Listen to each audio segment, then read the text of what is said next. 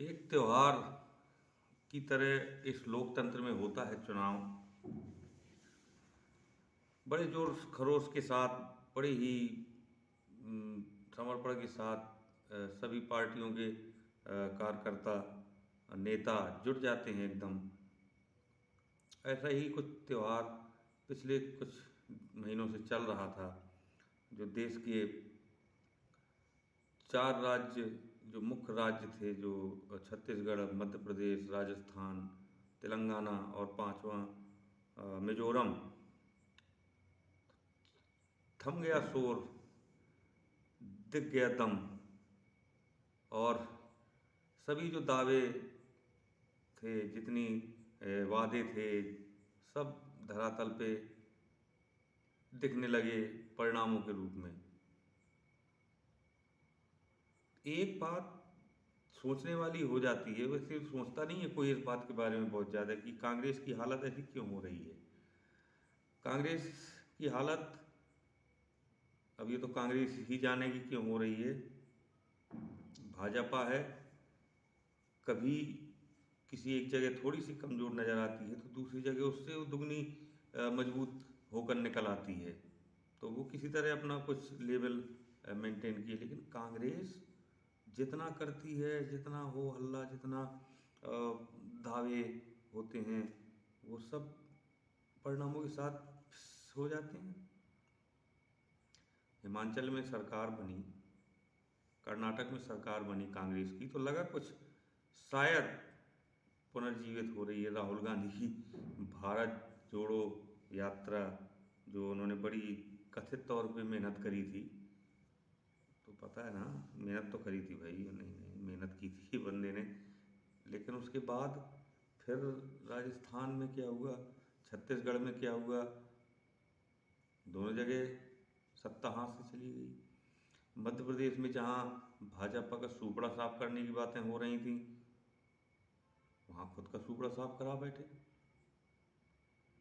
सोचना पड़ेगा, सोचना ये पड़ेगा, जहाँ भाजपा इन राज्यों में अपने चेहरे के तौर पे खुद प्रधानमंत्री मोदी का चेहरा आगे किए हुए थी,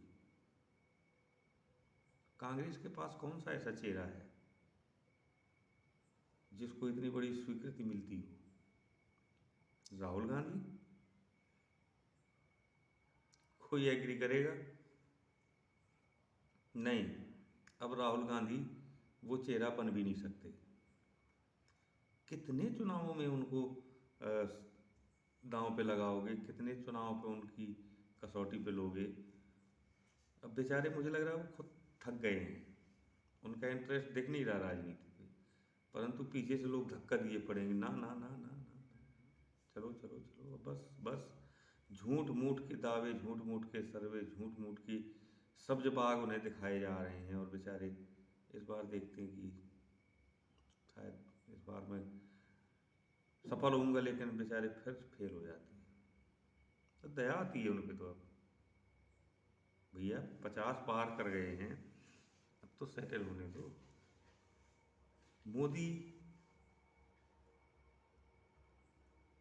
लगातार चढ़ते जा रहे हैं, चढ़ते जा रहे हैं। राहुल गांधी को सोचना पड़ेगा कि मोदी की काट मोदी को गाली देने में नहीं है। मोदी के बराबर अपने आप को मत रखिए, मोदी से अपनी तुलना मत कीजिए। मोदी का विकल्प बनना है तो मोदी की काट सोचनी पड़ेगी। मोदी को गरियाने से, मोदी को इल्ज़ाम देने से, मोदी को उत्तरदायी ठहराने से आपको क्या मिला?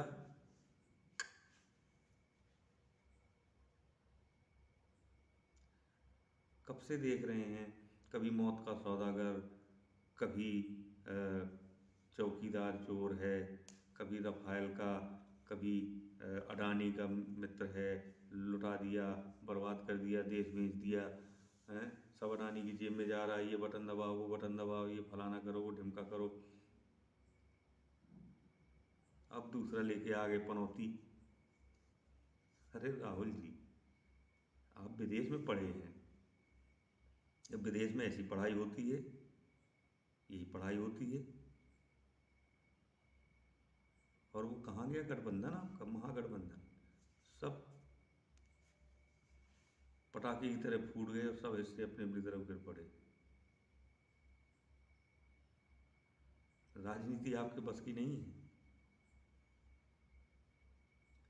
खानदानी चादर ओढ़ के कब तक आप ऐसी पहचान बनाते फिरोगे भाई? 20 साल होते आ रहे हैं आपको सांसद बने हुए। आप एक राष्ट्रीय पार्टी के अध्यक्ष रह चुके हैं। छोड़िए ये सब, कुछ और धंधा देखिए। राजनीति का हो गया। एक बात याद है, देश में लोकतंत्र जब से लागू हुआ, आपके ही परिवार की ज़्यादातर सत्ता रही। आप लोगों ने ही देश को